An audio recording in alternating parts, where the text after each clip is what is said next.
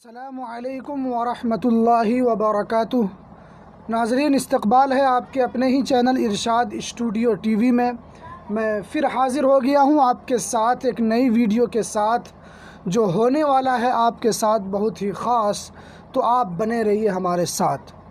तो दोस्तों, जैसा कि आप जानते हैं कि मैं रोज़ाना उर्दू से हिंदी इस्तिलाहात के ऊपर बहुत ही अहम तरीन अल्फाज को मैं रोज़ाना लेकर आ रहा हूँ, और आप लोग रोज़ाना उस वीडियोस को देख भी रहे हैं। इंशाअल्लाह आप इसी तरह अपनी मेहनत को बरकरार रखें। इंशाअल्लाह आपकी कामयाबी एक दिन ज़रूर कदम चूमेगी, और आप रोज़ाना इस वीडियो को देखें और दूसरों तक भी इस वीडियो को पहुँचाएँ, क्योंकि उर्दू अनुवादक के अंदर उर्दू से हिंदी इस्तिलाहात काफ़ी इम्पोर्टेंट है। काफ़ी ये मायने रखता है कि आप का उर्दू से हिंदी और हिंदी से उर्दू ट्रांसलेश, और उर्दू के जो अल्फाज हैं उसको हिंदी के अल्फाज में क्या कहते हैं, और हिंदी के जो अल्फाज हैं उसको उर्दू में क्या कहते हैं। ये सबसे बड़ा एक सवाल है इसके अंदर, ये सबसे बड़ा एक क्वेश्चन है जो आपके लिए भी जानना बहुत ज़रूरी है, और जो बीएसएससी उर्दू अनुवादक की तैयारी कर रहे हैं उन लोगों के लिए भी जानना बहुत ज़रूरी है। इसलिए इस वीडियो को आप मुकम्मल देखें, कहीं भी स्किप न करें। आपके लिए मैं बहुत ही अहम असब अल्फाज आपके लिए एक ज़ख़ीरा के साथ मैं रोज़ाना लेकर आ रहा हूँ।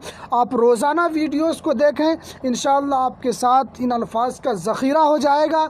इन अल्फाज का एक बड़ा ऐसा वो हो जाएगा ताकि आप उसको अच्छी तरीके से याद करके आप अब उसे किताबों के अंदर उसे मश्क कर सकते हैं, और आप दूसरी चीज़ों के अंदर उसको मश्क कर सकते हैं।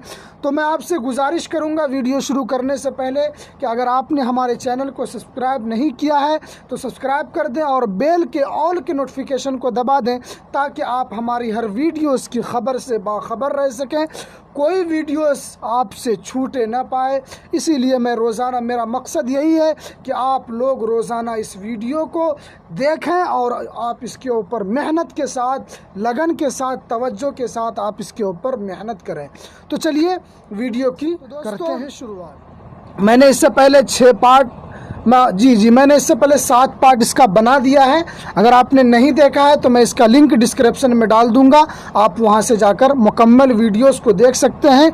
इंशाअल्लाह आप इसके अंदर ज़रूर कामयाब होंगे। मेहनत नहीं करेंगे तो कामयाबी नहीं हो सकती, मेहनत करेंगे तो इंशाअल्लाह ज़रूर इसके अंदर आपको कामयाबी मिलेगी। तो सबसे पहला है मकसद। मकसद को हिंदी के अंदर उद्देश्य बोला जाता है। क्या बोला जाता है मकसद को? मकसद, चाहे वो किसी भी चीज़ का मकसद हो, उसको हिंदी के अंदर उद्देश्य बोला जाता है। नसबुल आइन, नसबुल आइन को बोला जाता है लक्ष्य। ठीक है, यानी किसी मकाम तक पहुंचना है। अगर आप कहते हैं मुझे इस जगह से उस जगह तक पहुंचना, ये मेरा एक मकसद है, तो आप उसी को कहा जाता है नसबुल आइन। मेरे यहाँ तक लक्ष्य है इस चीज़ को पाने का, उसी को नसबुल आइन को हिंदी के अंदर लक्ष्य बोला जाता है।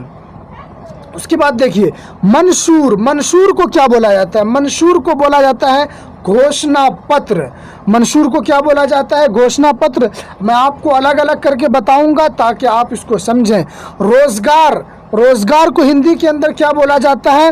व्यवसाय को बोला जाता है रोजगार। मैं आपके लिए जो भी अल्फाज लेकर आ रहा हूँ वो सब अल्फाज मुस्तअमल अल्फाज है, जो रोज़मर्रा की ज़िंदगी में इस्तेमाल होने वाला है, जो बोल चाल के अंदर अल्फाज इस्तेमाल होता है। मैं उन तमाम अल्फाज को आपके लिए लेकर आ रहा हूँ। इंशाअल्लाह आप इसको मेहनत से और लगन के साथ इसको याद करें, और वीडियो को मुकम्मल देखें, और वीडियो को कहीं पर स्किप न करें।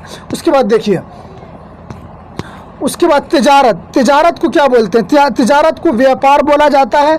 आपको कई अल्फाज याद होंगे, लेकिन आप फिर भी उसको याद कीजिए, क्योंकि कई मतलब कोई अल्फाज आपको मालूम हो, उसके साथ कोई मानूस अल्फाज भी आते हैं जो आपको मालूम नहीं है। तो आप जो अल्फाज याद है उसको भी याद करें, जो याद नहीं है उसको भी याद करें। तिजारत को क्या बोला जाता है? तिजारत को व्यापार बोला जाता है। ठीक है। सियाहत, सियाहत को बोला जाता है पर्यटन। सियाहत को क्या बोला जाता है? पर्यटन। अदालत आलिया, अदालत आलिया उच्च न्यायालय। अदालत को न्यायालय बोला जाता है और आलिया को बोला जाता है उच्च। मैं आपको अलग अलग करके बता रहा हूं ताकि आप इसको समझें। अदालत को न्यायालय बोला जाता है और उच्च को आलिया बोला जाता है। तो अब इसकी अदालत आलिया की पूरी हिंदी हो जाएगी उच्च न्यायालय। और अदालत उज़्मा, अदालत आलिया तो ये हाई कोर्ट को कहा जाता है। वो हर राज्य के अंदर जो हाई कोर्ट होता है उसको अदालत आलिया कहा जाता है। और अदालत उज़्मा, अदालत उज़्मा को, सुप्रीम कोर्ट को अदालत उज़्मा कहा जाता है। उसकी हिंदी आ जाएगी सर्वोच्च न्यायालय। क्या आएगी? सर्वोच्च न्यायालय को क्या बोला जाता है? अदालत उज़्मा। आप इसको ध्यान से रखें कि अदालत आलिया और अदालत उज़्मा के अंदर आप फ़र्क करें। आप इसके अंदर दोनों को मिला ना दें, बल्कि आप दोनों की अलग अलग इसकी, ये सब बहुत ही इम्पोर्टेंट अल्फाज सब है जो आपके लिए मैं लेकर आया हूँ। शहरी और शहर, शहरी को नागरिक बोला जाता है और शहर को नगर बोला जाता है। जैसे शहरी नागरिकता कानून, तो वह है नागरिकता शहरी, आप यहाँ के शहरी हैं या नहीं, उसी को कहा जाता है नागरिक। तो नागरिकता कानून यानी शहरी कानून, आप यहाँ के हैं कि नहीं। तो शहरी को बोला जाता है नागरिक, और सिर्फ शहर को अगर आप बोलेंगे तो उसको नगर बोला जाता है। क्या बोला जाता है? नगर। दोनों के अंदर फ़र्क है। शहरी को नागरिक बोला जाता है जो उस शहर का रहने वाला, और सिर्फ शहर उसको नगर बोला जाता है। दही, इसको जो गांव, जो देहात क्षेत्र होते हैं उसको बोला जाता है ग्रामीण। ठीक है, जो देहात क्षेत्र को बोला जाता है ग्रामीण, इसी की उर्दू आती है दही यानी ग्रामीण। सदर मकाम, सदर मकाम को बोला जाता है मुख्यालय। यहाँ जहाँ पर जो बड़े लोग बैठते हैं, जो सदर किस्म के होते हैं, जो बड़े जो विभाग के अंदर बैठा जाता है, उसी को बोला जाता है सदर मकाम। उसकी हिंदी आती है मुख्यालय। क्या आती है उसकी हिंदी? उसकी हिंदी आती है मुख्यालय। सदर दफ्तर, सदर दफ्तर को बोला जाता है प्रधान कार्यालय। यानी जो दफ्तर के अंदर जो सदर, एक ग्रुप का जो सदर होता है उसी को बोला जाता है प्रधान कार्यालय। यानी ये सदर का दफ्तर है, ये सदर का कार्यालय, यानी यहाँ पर ये बैठते हैं। और सिर्फ अगर आप दफ्तर बोलेंगे तो उसको कार्यालय कहा जाता है।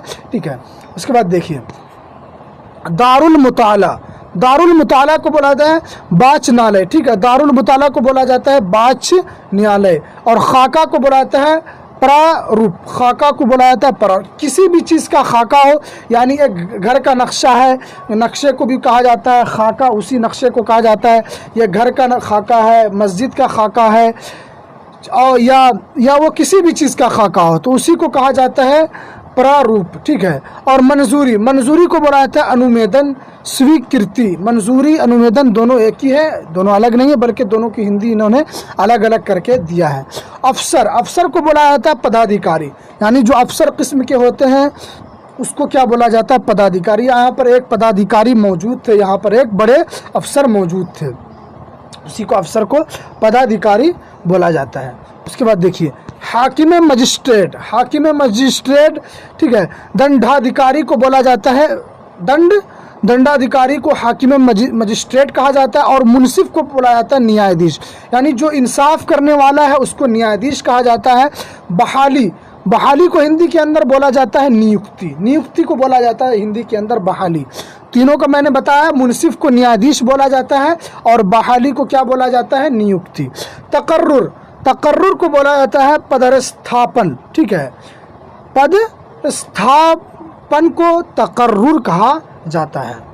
उसके बाद देखिए तादीबी कार्रवाई, अनुशासनिक कार्रवाई को कहा जाता है तादीबी कार्य। यानी उसको उस चीज़ के अंदर तंबीह करने के लिए, यानी उसको इस चीज़ के बताने के लिए, अगर आप इस तरह करोगे तो आपके साथ ये कार्रवाई की जाएगी। यानी तंबीह देना, उसको आगाह करना, उसको उस चीज़ पर बता देना कि आप इस काम को ना करें, उसी को बोला जाता है तादीबी कार्रवाई यानी अनुशासनिक कार्रवाई। महकमा जाती कार्रवाई को बोला जाता है, विभागीय कार्यवाही को क्या बोला जाता है? महकमा जाती कार्रवाई। इनकलाब, क्रांति, इनकलाब को क्या जाता है? इनकलाब को क्रांति कहा जाता है। क्या कहा जाता है इनकलाब को? इनकलाब को क्रांति कहा जाता है। पेशगी वर्का और पेशगी कापी, अग्रिम प्रति और पेशगी वर्क दोनों एक ही चीज़ है। वर्क को भी उसी को कहा जाता है, क्योंकि वर्क पन्ना को कहा जाता है। पेशगी वर्का, पेशगी कापी दोनों एक ही चीज़ है। ठीक है, उसके बाद देखिए मशवरा, सलाह, मशवरा, सलाह, परामर्श, सलाह, मशवरत, सलाह, मशवरा तीनों एक ही चीज़ है। मशवरा किसी को किसी चीज़ के ऊपर मशवरा देना कि ये काम आपके लिए सही है, ये काम गलत है। सलाह देना वो भी एक ही चीज़ है, मशवरा ये भी एक ही चीज़ है। तो तीनों एक ही चीज़ है, सलाह, मशवरा, ये तमाम चीज़ें एक ही है। उसके बाद देखिए तनख्वाह बिल, मुशाहरा बिल। तनख्वाह बिल को बोला जाता है वेतन बिल, वेतन विवरण, ठीक है। तनख्वाह बिल और मुतमहीन बोर्ड को बोला जाता है परीक्षक बोर्ड, और रजिस्टर बही को बोला जाता है पुस्त बही, और नकदी रजिस्टर नकद बही को बोला जाता है रोक्ट बही को बोला जाता है नकदी रजिस्टर और नकदी बही। तो तनख्वाह बिल, मुशाहरा बिल दोनों एक ही है। तनख्वाह, मुशाहरा बिल, वेतन बिल, वेतन वितरण, ठीक है। मुमतहिन बोर्ड, परीक्षण बोर्ड दोनों एक ही है। रजिस्टर्ड पुस्त बही, रजिस्टर्ड बही दोनों अलग अलग है। रजिस्टर्ड को बोलता है पुस्त और बही को बोला जाता है वही। और नकदी रजिस्टर रोक्ड वही को बोला जाता है नकदी रजिस्टर, नकद वही। तो दोस्तों ये कुछ अहम तरीन अल्फाज थे जो मैंने आपके सामने रखा है। ये बहुत ही अलग चीज़ से मैं आपको बताता हूँ, बहुत ही मेहनत करके इन तमाम अल्फाज को मैं लेकर आता हूँ, और ये सब मुस्तअमल अल्फाज हैं जो आम बोल चाल के अंदर इस्तेमाल होते हैं, इसीलिए मैं इन तमाम अल्फाज को लेकर आया हूँ। अगर आपको ये वीडियो पसंद आया हो तो इस वीडियो को लाइक करें, शेयर करें, कमेंट करना ना भूलें। हमें दीजिए इजाज़त, फिर मिलते हैं किसी नई वीडियो के साथ। अस्सलामु अलैकुम व रहमतुल्लाहि व बरकातहू।